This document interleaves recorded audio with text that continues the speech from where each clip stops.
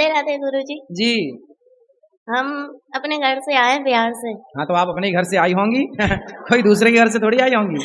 गुरुजी मैं गुटखा खाती हूँ। कौन सा? रासरी।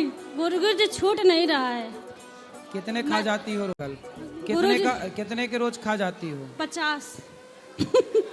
50 पैकेट? 50 रुपए का।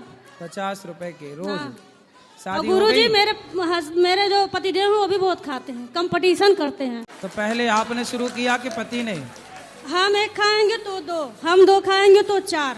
हाँ तो आप पहले शुरुआत किसने की खाने की? शुरुआत तो वही किए थे, मुझे थोड़ा थोड़ा देते थे, फिर मुझे भी आदत पड़ गई। अच्छा वो खाते थे तो आपको भी देते थे? हाँ। और गुरुजी जैसे मैं वो अब कैसा उल्टा हो गया, वो एक खाते हैं तो मैं 3 खाती हूँ।